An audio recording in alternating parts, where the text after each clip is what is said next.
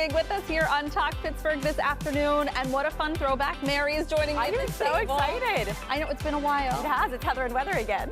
We're back. Well, normally I'm on here for weather, but this is fun. This is fun. Thanks for having me. I'm so happy that you're here, and we have a great show for you today. We're going to actually take you inside an old missile command site turned brewery. Okay. This has been the talk of the town. I feel like if you have not been there yet, you got to see this. We're going to take you inside. Amazing views. We're going to show you how they've transformed this space, and of course, get a couple drinks in too while refreshing. We're there. Yeah. Yes. This is something we've been doing in the last couple of weeks. I'm glad that you're here for this. Fill me in. What are we talking about? Let's do this. So we've been doing this question of the week, and this is where we want you to weigh in. You'll probably be preparing Thanksgiving sometime next week. Maybe you're preparing a dish, and as someone who is now cooking Thanksgiving dinner last minute, just found out I'm hosting. Oh. I've decided that there are two things I am not making. Oh, what are they? Gravy and pumpkin pie. Okay. I'm not even going to attempt to make them. So that brings us to our question of the week. What is something that you will not make? You are going to buy, you're not even going to attempt to make for Thanksgiving. Roll. I always bring the rolls. Do you make them or do you buy them? No, I don't make them. You buy them. I don't cook. Like I cook. Like I put stuff in the crock pot, and if I'm feeling really fancy, I'll cook. But I don't ever cook for Thanksgiving. I don't really ever cook for the holidays. I can do a turkey in the crock pot. I'm sorry, what? Oh my gosh. In the crock pot? The butterball turkey, the boneless turkey. Yeah. Yes, you put it in the crock pot, you season it up, all of that, and it is amazing. I've literally made it twice this month already with a box of stuffing, and then, yes, with canned gravy too, and it's amazing. There's two different recipes. One is basic, one has like cranberry sauce and orange juice, but I don't like cranberry sauce, but you love cranberry sauce, don't you? Yeah. I do. Well, I have to send this to you now. I have to tell you, there's something about a boneless turkey. Now you're talking about like the butterball in the back. It's frozen. There's something about it that's just not right with me. Oh, it's amazing. I'm telling you. Why is it boneless? I'm telling you. As soon as you eat it, you're like, this is Thanksgiving. Okay. And it's juicy and it's wonderful. I will eat that actually turkey over the other one. Please weigh in. She wants the butterball in the crock pot. That's what we're doing. Yeah. Weigh in though. Let us know what you will not even attempt to make. We'd love to hear, and we're going to read some of your answers tomorrow. Oh, I love it. Let's get to this now. Seth Meyers had a big Pittsburgh reunion with Jeff Goldblum coming on late night, and of course they're talking Pittsburgh. That's what they do. I still think it's so cool. He's from Pittsburgh. I know. And like Wicked, it's just amazing. Right, and a lot of people are getting amped up about the second Wicked coming out this week. But so they were talking about that, but they also had to talk a little Pittsburgh. So take a listen. I met him one time, and when I say met him, I said, "Hi, can I get a picture with you?" I know, that was it. That was the extent of meeting. I know. Every time you meet someone, you're like, "Hi, can I get a picture?" It's such a weird thing. It's like, what do I say to them? They don't care what I'm doing. And then also, what do you do with that picture? I know. You just save now it. I just have it. You just save it. But I love that he was here. I love that they were talking about that. And of course, airport was what we were talking about yesterday. This is like nonstop conversation. I'm sure you were watching the evening news too. I laughed so hard. I watched Ross Godotti's piece. Yeah. And he was talking to all the travelers some of whom weren't even traveling. They just wanted to come and check it out. To view it. There was one woman in particular who was like, yeah, I'm not that impressed. No. I stopped in my tracks. I was like, of course there's one person who is going to come out and be like, you know, it didn't do it for me. She knew what good TV was. Listen, I feel a little sense of guilt. My kids have not flown yet. I haven't flown in forever. My husband normally travels, twice a month, if not more. So he's always there. So like, I was on the train before, but I'm not missing it. Like, I'm not going to miss it. My kids don't know what it was. So yeah, they'll be fine without it. I do think that there's been this like ebb and flow with travel. I think that, you know, when I was growing up, people didn't fly. You didn't fly your whole family. Yeah. It was too much of a thing. You drove. Yeah, we drove everywhere. Yep. But I do feel like it became like more of an affordable thing to be able to do with your family. And now I feel like it's gotten back down to that area where you just can't do it. I agree. So the theme this week kind of seems to be new things. And one of the newest things that we're getting in addition to the airport is the new Arts Landing. This project has been underway for the last several months. I know. And they're ahead of schedule. They're ahead of schedule. So and I don't know. I'm just still trying to picture this. What it's going to look like? Yeah, because whenever Pat McAfee was in, I could see everyone on the North Shore, and I was like, oh my gosh, that's a lot of people. And then I immediately thought of this project. Yeah. It was like, well, if they can fit that many people, this is going to be insane in the North Shore. Right. It's going to be popping. So many people are going to be down there. Traffic's going to be insane, I feel like, all the time. Well, and you know, when we saw that big shift with not having the Three Rivers Arts Festival at the Point anymore, I think that the cultural district, the city, they were looking for this new space to be able to use for concerts, for entertainment, for festivals, for all that stuff. This is going to be it. They want this to be big enough to fit a full symphony orchestra. Like, they want there to be a stage big enough for that, big enough for the crowds. And it's a green space. And it's going to be a green space really too. nice. And they're hoping to have it ready in time for the draft. Which is perfect. I know, and I'm like, the draft also, you're like not gonna wanna be downtown. I feel like everyone requested off work. So I'm like, how are we gonna navigate? What are we gonna do? I mean, it's gonna be absolutely awesome, but it's like, well, anxiety, what's going on? There are two schools of people, right? There's like the group that's like, I gotta be there for the draft, I gotta come. And then there are the people who work downtown who are like, I don't Remember we talked about opposites yesterday? My husband wants to come down, I wanna get out. Right. I want out. Don't want to be here. No. Something else that's being renovated right now is the Golf Tower, and this is such an iconic building in downtown Pittsburgh. They're actually transforming it into a luxury hotel and residential space. That's pretty cool. But we also have a tie-in to this as well. We do. With the weather beacon. Yeah, it's the KDKA weather beacon, and if you've seen it, we don't really have big ties to it, except for it tells you the weather. It tells you the weather. So we wanted to bring in Ron. This was interesting because this Pittsburgh Magazine actually just wrote about this. And so it's kind of brought this whole conversation back to the forefront. Hey. And I don't know if people know the significance of the colors on the beacon. It's confusing. I did a TikTok, I think, like 3 years ago, and that was the first time I learned of it. Okay. It was back in like 2012, but you know all the colors. You know, there's charts, but all right, let's talk a little golf we're history. magic, Golf Ron. Tower, right? Golf Tower Give it to history. us. Give for it you to guys. us, Ron. 1932. That was when the Golf Tower officially opened up. So it's almost 100 years old, 93 years old right now, getting the renovation. Also, 582 feet up. That's the height of the Golf Tower as well. So it is up there. Do you guys know how many floors? No, how many floors? 44. Yes, 44 floors. And that's where our weather beacon starts at. So 39th floor through the 44th floor. It's actually 6 floors right there. You can see the colors. That's okay. So when you see that pattern right there, that means it's the first alert weather day. So that doesn't mean that it's like resetting. And who pushes the button to make that happen, Ron? Who does that? We do. It's right behind me, right over here. Wait, so. is this like we can get us click it on and off. Oh, we decide. Wait, you have an actual button back? Where does it look like? Our computer's right there. It's a mouse button because it's a computer interface, but it's still there. That's less Do it now. Just I mean, kidding. okay, you know what? We're going to request for engineering to just have a button that we can push. I want to see the plastic cover on top of it. I want to be able to lift it up. Like there needs to be a go button. Ooh, what does this button do? All right, so there's 4 different things, just moving ahead, 4 different things that the weather beacon, if you notice those different colors, that it can do. The top 3 colors, that's going to be the temperature. They're always going to be the same. And then below that, you'll see each one of the floors will have a different color. One of those is wind speed, how much rain we are expecting to see, and the barometer as well. So they all change colors. The easiest one's going to be those top 3 floors. The brighter that is, it kind of follows the temperature. So if it's red, it means it's hot. If it's blue, it means it's cold. But there's some other things like how much rain we're expecting to see that day. And really, this is the second iteration. They started, I believe it was 1948. They had the first weather beacon. It stopped, and then in just a couple of years ago, 2012, we brought it back here at KDK. So it's not just pretty colors. No, there's different ranges, so it's always going to be a different color. There's a rhyme and reason for it. Hey, do you guys know how much it costs when they first opened it up? No. Just over $10 million to build. Well, I know the renovation. Andy Sheehan has done some stories, and it's like $230 million to renovate this building. That's a lot of money. Yeah. All right. Thanks, Ron. Thanks for weighing in. Yay. So interesting. Mary, since you're here, I thought that we could talk about this because, you know, motherhood is nuts. Being pregnant is wild. Oh, I hated it. And having a baby is like the biggest day of your life. And sometimes we kind of have to take a back seat, even if it's you having the baby. And this is what happened with this woman, Riley Whitaker. She summed up how this can take a turn and sometimes be a little funny, maybe in retrospect. Take a look. Where's our baby? Our baby's over there. You did it. It's all. How? Big boy. Really? Yeah. How big? Oh, 8 pounds. I'm tired. Yeah. 8 pounds? 8 pounds, 3 ounces. 3 ounces. Yep. I'm tired.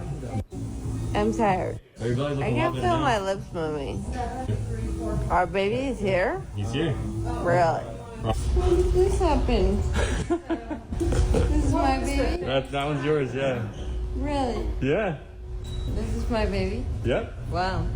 Wow. This makes me so emotional. Like, I mean, I happy know. she had a baby, but also it's like, oh, this is my baby? Wow. Like, you just forgot you were pregnant. Like, you go through this journey for 9 months, and then you're so out of it because you went through this excruciating pain. Yeah. And you're just like, well, I mean, she's definitely going to look back at that, and I'm sure she's laughing Well, at she herself. posted but it. Yeah, so exactly. I think that she's okay with it. I mean, it has 22 million views now. So I have to agree with what she went through. Yeah. Mine didn't come until later, but she had a C-section. She had shoulder pain that was so intense that they gave her some medicine to get through that pain. Yeah. So it's like gas pain from when they open you up, and it can extend into your shoulder. I remember how excruciatingly painful it is, but she kind of felt robbed of that Right. moment when her baby was born, and it wasn't until after that she watched that video and she was like, oh wow, I was really out of it. I know. I feel like, you know, not having a C-section, I don't know what that would be like, because I thought birth was also very painful, even with an epidural. Like, I don't ever want to go through that again. I liked birth better than being pregnant, which is weird. But like having that pain, and you're trying to nurture your baby, and you have all of these emotions, and you're crying, like, I mean, we go through everything for these kids. I feel bad for her that she was robbed at that moment, But but I now get she it. has her baby. I had general anesthesia when Lila was born, so Frankie was the first one to hold her. Oh my He named her. I was like laying is this so there, emotional? and I looked over, and he was like, "Meet Lila." I was like, "Oh my God, he named our baby and everything." Well, I was passed out, basically. Wow. I totally get it. It's a wild But ride. Lila's a beautiful name. Oh. Still to come on Talk Pittsburgh. Changes could be coming to your healthcare coverage this Wellness Wednesday. We are sitting down with Dr. Natalie Gentili to tackle the tough questions about your options. And she's built a global bridal brand, fought to reclaim her name, and now she's writing her next chapter, starting right here in Pittsburgh. Designer Hayley Paige, she's chatting with us about resilience, re-innovating herself, and what it takes to rise after a long battle. That's next.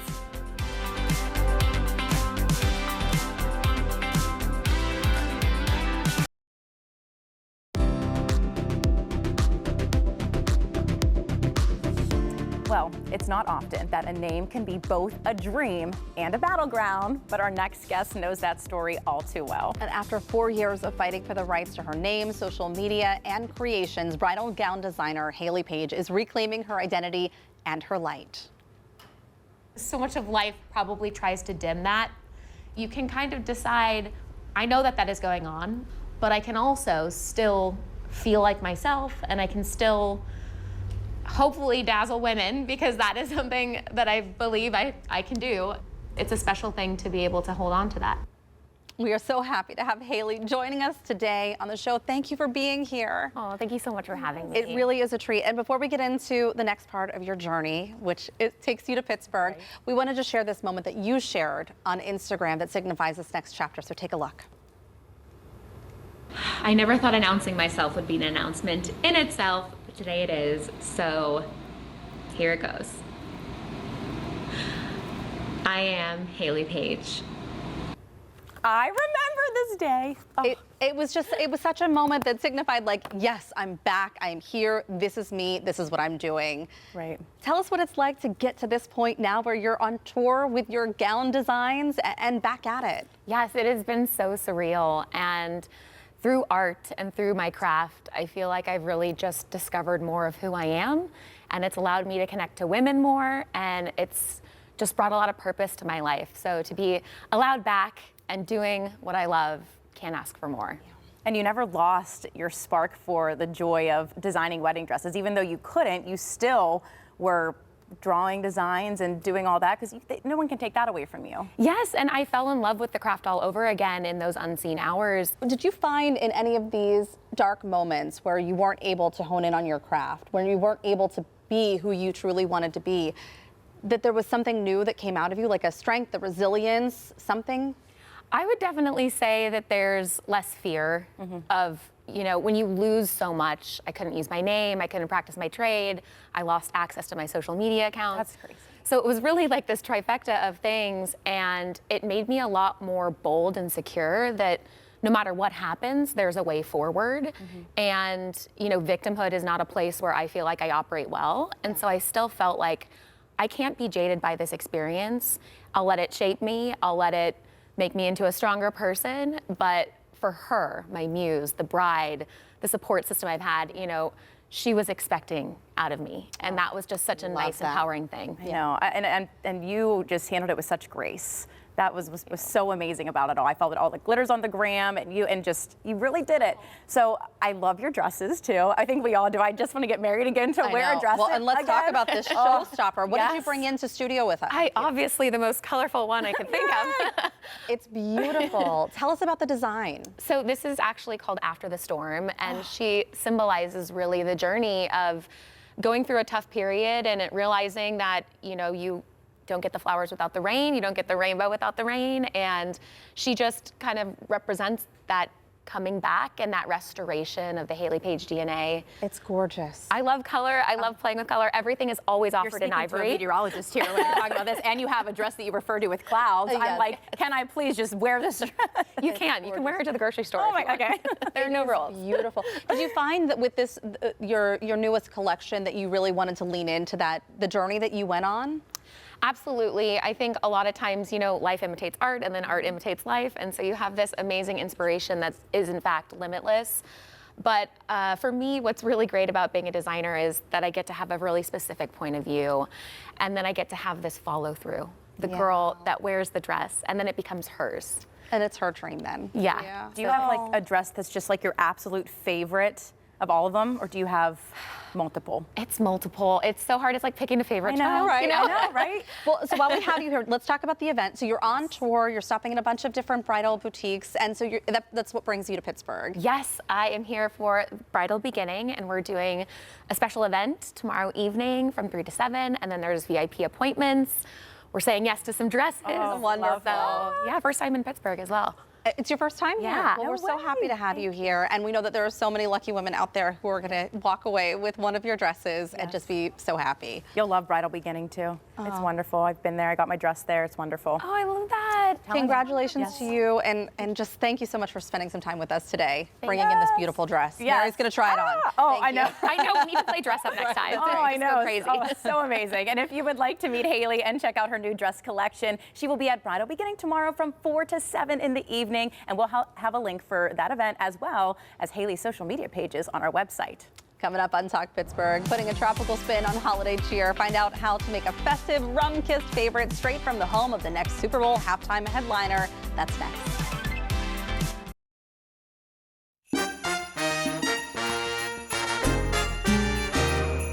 All right, welcome back. And the holidays, they are right around the corner, and we know they're full of traditions. We're talking tree trimming, gift wrapping, and of course, festive sipping.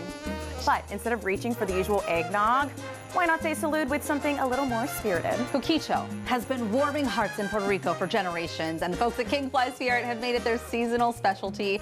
Mel Luke and Ashley Smith are revealing how they blend everything into the perfect holiday pour. So great to have you. Thank you for having us. Oh, we're ready. We're We got saying the festive cheers. music going on.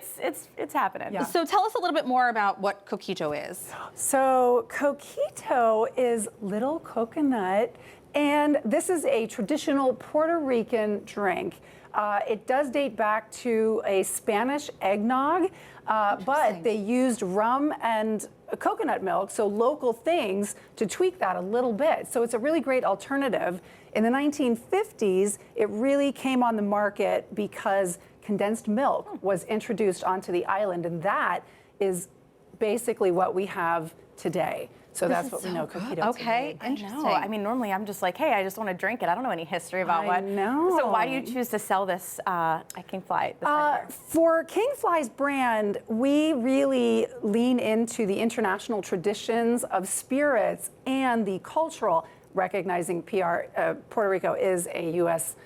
Territory. However, the traditions and the culture of it really lend itself to the King Fly brand. So it is a great alternative to eggnog, which can be divisive. Right, I know it can be divisive. So we're gonna make one of these cocktails. So what are we doing exactly here to make this? This is completely prepared. The is wonderful. ingredients are ready to go, and you're just going to pour it over ice. Traditionally, it is enjoyed just really cold. in neat. So we're just gonna make sure that it's really cold with ice. All right, I love let's it. do it. I And used so to be a you're just gonna- bartender, so this is like, that's the easy You're way gonna to do a drink. Do you want to do it? No, I've retired. You're gonna from watch. that. Okay. But I love the little ice cubes. And now Those are one of the best. things I know that you can do is add something on top of it as well. And so you can enjoy this neat, as you mentioned, and really cold. Yes. But there's also something that you can add to give it that extra zing too, right? We are going to include our nocino, which is a walnut liqueur. It's going to be a little float on top, so it'll add depth. It'll add a little tannin, a little darkness. Oh I my can't wait goodness, for that. I love it. This is so exciting. After we do, so how can you do this at home? How can you serve this at home? So I have a little tag right here, and you literally just pour it over ice. You keep it in your refrigerator. It is sealed with a wax cap. Wonderful. Take that off. You can take it to events, parties. So is this a more lovely like, gift. Is this more like breakfast or dinner? It's up to you. We can do I'm brunch. hosting We're doing Christmas brunch. morning, so now my wheels are turning. It is for Christmas. So when we pour this, I'm gonna just try this. Yeah. 'Cause if I'm gonna try it at home, am I doing this right? Why is it not coming out? It might be a little cold. Okay. Oh, she's shaking it. We're gonna We'll shake it just up. Shake We'll it. just go. It's TV. okay. It's We're making wonderful. it. We're making it happen. We love it. Extra, extra cold. So we're gonna pop the bottle. It looks like coffee, to be honest. Yeah. So I feel like it's totally a thing where you can just say, hey, I'm gonna have a cup of coffee. And so we're gonna pour this, and then Yeah, you can take it. Oh, yum. Ooh. It's okay. Oh, it must be. It's There's been a frozen. little fat cap in there. Hey, that's okay. We're getting clogged up in the you middle can still here. take a spoon with some There you ice. go. Let's see, do we have a butter knife? Just needed to mix it up a little bit. There we go. There we go. And this is something that you guys Now have we're been going- doing. yes. How many years have you been serving this? This has been going on since 2019. Get it out. When we started. Oh my gosh, Heather. This is the best, I love it. Oh my gosh. Just- Okay, well I got it out. Just keep going. out. Here. Why not? Oh, and we'll grate a little cinnamon over it. Oh, there you go. Oh, is that too straws for us to share? Yes, it's. I love it. I'm sorry. You said you've been doing this for how many years? Right. So we did open in 2019. We started it that holiday season as a nice egg-free alternative. Oh, my. So if you do have an egg allergen, this is egg-free. So versus the eggnog, right? So yeah, it isn't vegan. It does use condensed milk and it does have evaporated milk, but at least, yeah. That's it's absolutely egg-free. amazing. And it's not too heavy. Oh my gosh, I love Right. it. And of course, everybody's talking Bad Bunny, and that's what we kind of teased ahead to. Right? Get And- a bottle, put it in the fridge, save it. Stop. I love Save it for the Super Bowl. You get the Let's do kick it. from the rum, Oh, Right. you took a second. Let me try it one more time. but the sweetness like follows after, Yes. and it's so nice and creamy. Different. Ooh, Yeah. So we that's do really sell good. it by the liter. It runs about $30, and yeah, you just keep it in your fridge. You're good. We're All right, excited. we're gonna top it with this Yay! walnut liqueur as we head to Go. break. Thank you so much. Thank you so very much. All right, you can try out Coquito at King Fly Spirits, or you can purchase a bottle to have on your table this Thanksgiving or Christmas morning. And we'll have more information on our website, kdka.com/talkpittsburgh. Ooh, that added a next level. Yes. Coming up on Talk Pittsburgh. Do you have a map? Because I just got lost in your eyes. Ladies, you know it. The one spot you're guaranteed to hear a good or bad pickup line. We're talking gas station compliments after the break.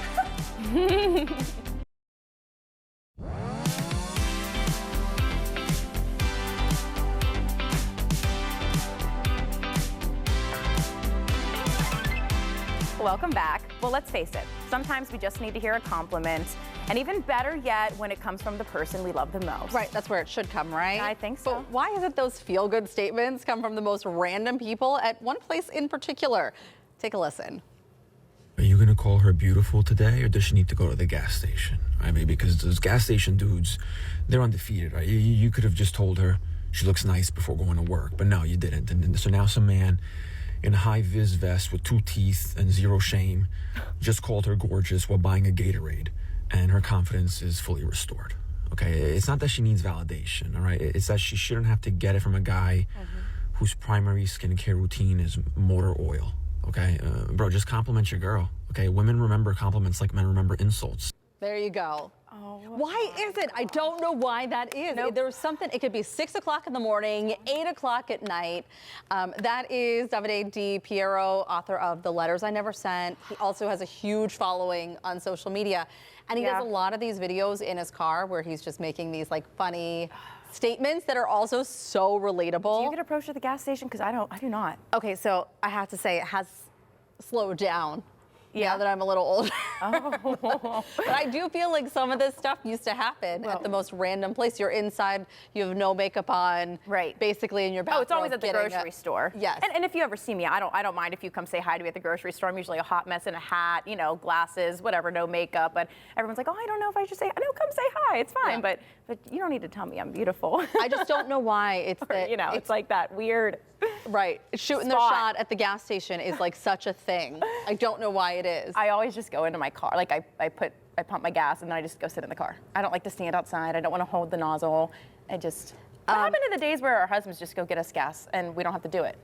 My husband used to do that. I don't know. And In New Jersey, they do pump it for you, which is wonderful. Yep. I will say that I am that person, and I did not intend to talk about this, but I am that person that will ride on no gas. Yeah, me too. I will wait. I will punish myself until the next morning. Same. My That's what kids happened to me yesterday. now know that I will ride on 0, and we'll make it. Until I ding. We'll make it. Until it dings. Yeah. I wait for the second ding, and then I'm like, maybe it's time. Yeah, the compliment thing's weird. You know, we don't need. But I need to hear it from my husband. Yeah. I need to hear it from him. He'll joke. Yesterday it was so funny. I wore all brown, and he made a funny joke. And then I was like, wait, you don't like my outfit? He goes, no, I do. You look wonderful, but I just wanted to make fun of you. And I'm like, why do you have to make fun of me? Why can't you just say, hey, babe, you look hot today? That's what we need. Yep. That's what we need. There Billy. you go, Billy. I love it. Okay, well, still to come on Talk Pittsburgh. Point Park University, my alma mater, is turning journalism into a 2-day festival full of games, panels, and hands on storytelling. Find out how you can see news come alive. And from protection during the Cold War to pouring up a cold one, find out how a local brew house transformed a top secret military compound into a craft beer playground.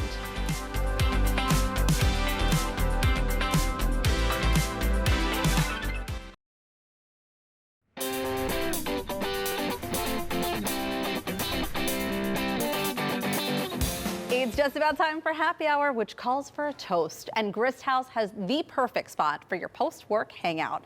Their newest location pours pints inside a former missile command center. Boaz got the chance to explore the space that's gone from a Cold War bunker to a South Hills craft beer hotspot. Take a look. I'm here in Oakdale at Grist House's newest location, Grist House Command. This is Kyle, one of the owners, and this location's a little different than the others, right? No, that's correct, yes. Yeah, this location used to be a former Nike Missile Command Center. Wow, and so how do you turn a missile command center into a sort of a beer operation? Well, a lot of perseverance, a lot of grit, and some help from a lot of people. The community helped us, being able to, rezone and all that, Sure. and just extensive amounts of work. Well, let's walk through here to see what you've done, because there are parts of its history sort of on display here, as well as obviously all these new furnishings and beer apparatus that you've had to move in. Oh yeah. Yeah, so what we try to do was really, drum up the past and make this place a little bit about history too. So we saved as much as we could with finding stuff during demo, and also, querying the community and trying to get a lot of different cool photos that they might have had. I mean, we've had countless people come up that said, my dad was the commander of this base, really? or my grandfather worked here, or whatever it was. And we've asked them for all the different things, stories and things that they might have. So that's how we stumbled upon a lot of this stuff. Yeah, I see blueprints over here. There's a bunch of old photos as well. Oh yeah. Yeah, so we actually framed a lot of the blueprints, and we did like a before and after on some of the walls, and we have a ton of photos of the actual commencement ceremony of this building as well. What, did we just pass like a vault door? What's happening over here? Yeah, the doorway to Narnia. Yeah. So this was the arms vault and the classified materials vault door, which is now our kitchen, and that's the pickup window at the snack bar. Yeah. And we actually called it the snack bar because on the blueprints of this building, they had called out specifically snack bar in a location, which was really cool. Oh, that's amazing, and that's the original commissary sign. Yeah, so down below there's a building that was the commissary, and we found that sign in the building, and we wanted to put it on display right next to our kitchen. There's so many people in very official looking outfits here. This is intense, and this looks pretty serious, whatever this dude's doing. Oh yeah, so this guy is actually looking down into what is now our event space, but that was the central command room for all of the Nike missile sites in Pittsburgh. Oh wow, well let's check out the event space. Absolutely. And so this is that space that dude was looking at? Yeah, so rolled right around here. So this all used to be bleachered tiered seating. Whoa. And then if you come in here, that window was right where our bar is, right here. And that looked down and made sure everybody was doing the right thing and doing everything they needed to do to support the 11 facilities in Pittsburgh. So what were they looking down at? Computers. They're just looking like a wall of monitors to be like, this Right. missile's okay, and this one is ready to launch if we need to. It's true, and I have it on very good authority that on this wall here, there was a map of the world and all of the Russian nuclear hotspots as well. Oh, wow, that's insane. And now you have a view instead into your brewing facility. Yep, that's for sure. Yeah, so we actually upgraded from a 15-barrel system to a 30-barrel system, and we have 60-barrel fermenters, and we can produce right now about 12,500 barrels of beer a year.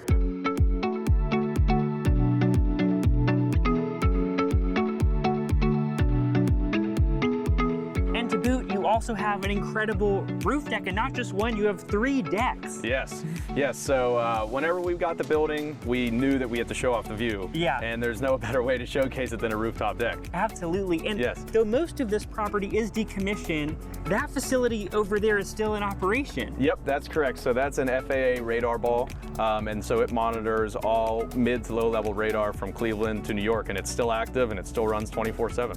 Wow, that's wild. It and is. so, do you see anything happening over there? Are there sparks coming out of it? Is there lightning striking it? No. If you fly a drone too close to it, it'll fry the drone, but Okay. other than that, not too much. Wow. Well, this is amazing. It's such an incredible view, and I wonder if we can cheers to turning missile command centers into breweries. Absolutely. And what are we cheersing with?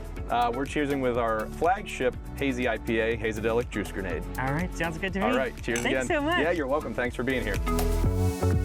What a beautiful spot. And I don't know if you could see it, but on that deck there, you could actually see the tops of the building from the city. So the views are incredible. We heard it from our photographer too. There are 3 different tiers on the outside spaces. Incredible views. You got to check it out. Grist House Command is open Wednesday through Sunday. We'll have more information about the new brewery on our website. Coming up next on Talk Pittsburgh, reporting and storytelling as a festival. Yep, it's part learning, part entertainment. Find out how Newsapalooza is turning journalism into an unforgettable event. Don't go anywhere. We'll be right back.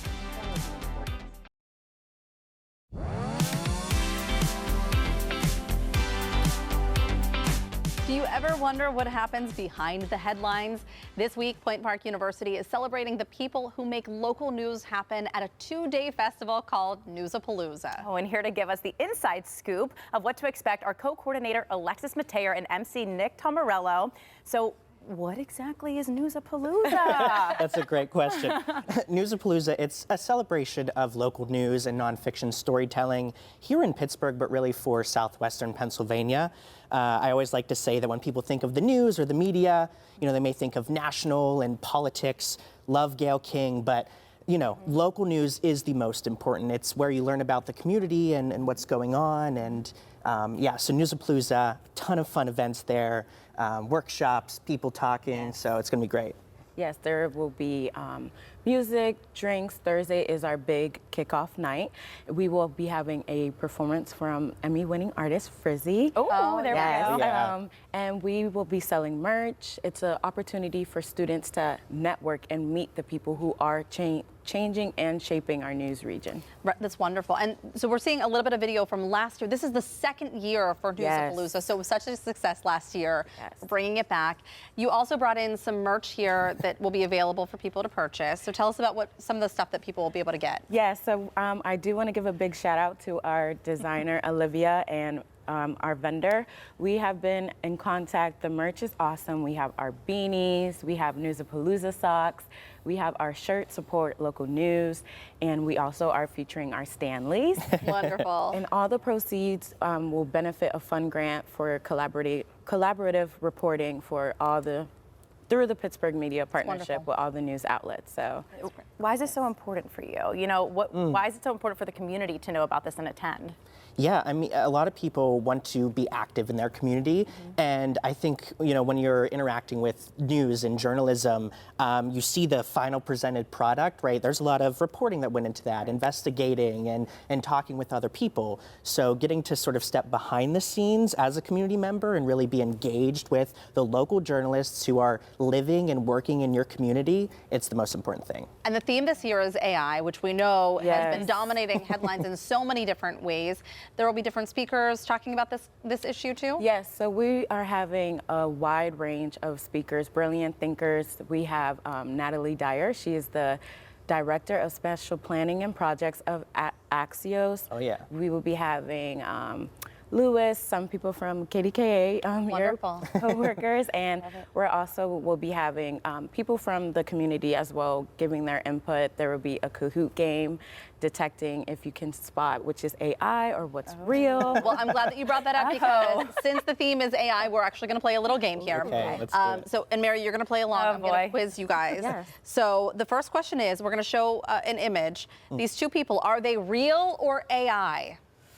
Take a look. What do you think? They look really real. Grandma looks great. I think the lighting is a bit too perfect. I'm going to say AI. I want to say real. You're going to say real and AI. you're going to say AI. going next. All right, so the answer is it is AI. This is actually from our producer, Brittany. She asked AI to create an image of what her dogs would look like. Oh, those are her I love dogs. that. Oh my God. Yes, so it is AI. What? Here's the next one. Which one of these photos of the Pittsburgh skyline is real and which one is AI? Can you tell from the two images? Oh man. They both look. They're trying to trick us with the lighting, the different. Oh, right. You know what? I've done this before, and they actually put too many buildings in one of the pictures. So I'm trying to see if that second one. I'm going to say the second one The one is with the AI. lighter blue Yes. sky? You think that one's AI? Yeah. I'm going to say the opposite. Okay. No. I think the darker. No, dark. I changed my mind. Okay, you're going darker. You're going darker. Dark, Let's yes. take a look. And this is the answer. So AI is the dark. The dark one is AI. There you go. Okay, here's our next one. These are two headlines. Which was written by AI? Here's the first one. Eaton Park on McKnight Road to consolidate southbound branch closing. The second is Eaton Park on southbound McKnight Road to close. The first one. Oh. The first one is AI. The first one is AI. I don't want to lose. And because you're so into this, what stood out to you? Like, how are you detecting that that's AI? You're right, by the way. So to me, you have to look at the information and context clues.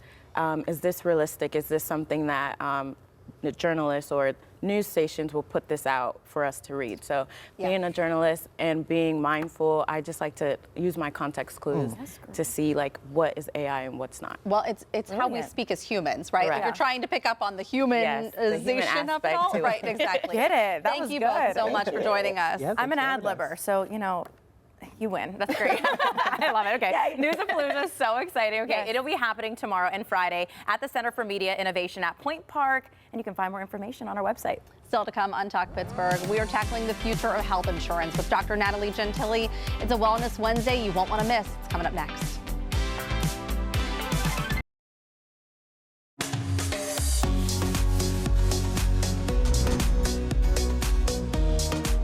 With health insurance costs rising and the Affordable Care Act hanging in the balance, some here in PA are asking, what's going on with my coverage and will I be able to afford it? Yeah, today Dr. Natalie Gentili joins us to explain what's happening right now, why insurance doesn't always equal assurance, and what alternative options are out there.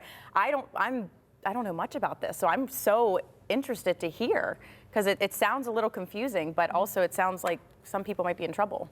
Oh, certainly. People are really running into a lot of trouble with this and have a lot of questions. Yeah, and so let's talk about where we stand now with the news. So the end of this year, we don't really know what's going to happen next with the Affordable Care Act and the subsidies with this. Right, and so people are expecting that in 2026, their insurance premiums, aka that amount you pay each month for your insurance, is going to increase substantially to the point where a lot of people are going to have that choice of, can I afford this or am I going to go completely uninsured?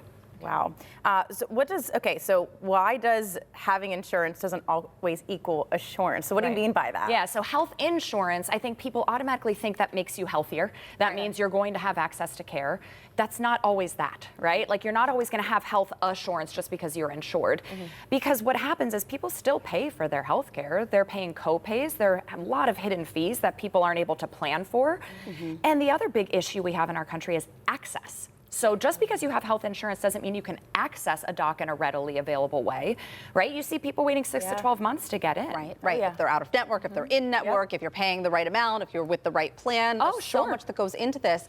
And one of the other big issues too is being underinsured. So you might be paying for a plan, but it's not going to cover all of the things you might need. Sure. So you could have a really, what we call catastrophic plan, or a really high deductible plan that you're never going to meet throughout that year. So you're paying out of pocket up to that point. Okay, so you're likely not going to engage in care as much if you can't afford that.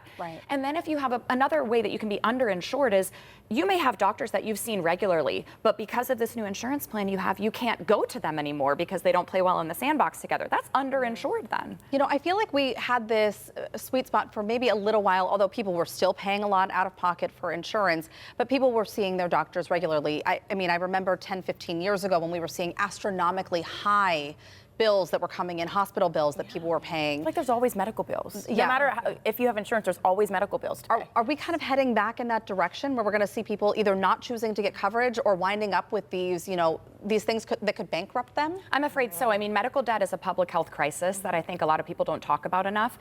And what we're going to continue to see is in an already overrun healthcare system, if people are avoiding health insurance coverage, right, then we're going to have health insurance for a much sicker pool of people because the healthy people are going to opt out. You're going to have people who are going to seek primary care through the emergency department, which is not the correct utilization of that, right? And so you're going to have really expensive cost of care that could have just been done on the front lines of medicine if it were appropriately covered and we had a system that was actually working. And also overrunning then our emergency departments and our healthcare workers too. Correct. Yeah. So what kind of alternatives are out there? Yeah, so we as a direct primary care doc, so I have a primary care practice where patients pay a monthly membership. I have a lot of uninsured and underinsured patients. I just saw your video that you posted and I was really into it. I was trying to understand it. It's fascinating. Yeah, I mean, people are paying a lot of money for their primary care and people are paying a lot of money for labs and medications when in reality, if you self-paid for that, the discounted pricing on that is very affordable.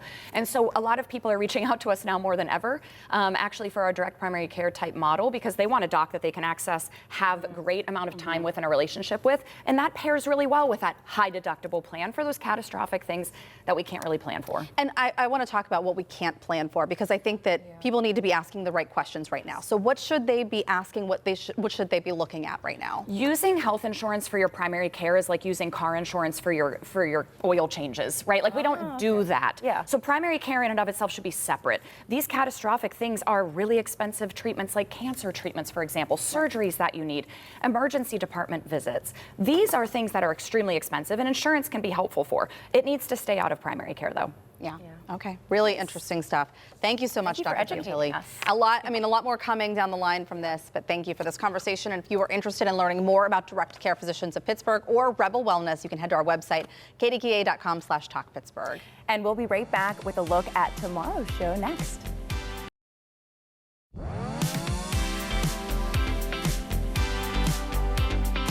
So great to have you with me today. That was fun. We have to go find those coquitos, don't you think? Oh, yes. Cheers to the end of the day. Cheers. Well, coming up tomorrow on Talk Pittsburgh, end of year reviews at work are just around the corner. We're getting expert advice on how to navigate the conversation with your boss and get the raise you deserve. And they're giving kids the tools to express themselves. We'll show you where young people are learning to perform, dance, and play music, turning talent into confidence and building a stronger community. Plus, reporter Barry Pitchard joins me as a co-host for the day. We can't wait for that. Thank you so much for joining for Talk Pittsburgh. We're also streaming on CBS News Pittsburgh tonight at 9. KDKA TV News at 4 starts right now.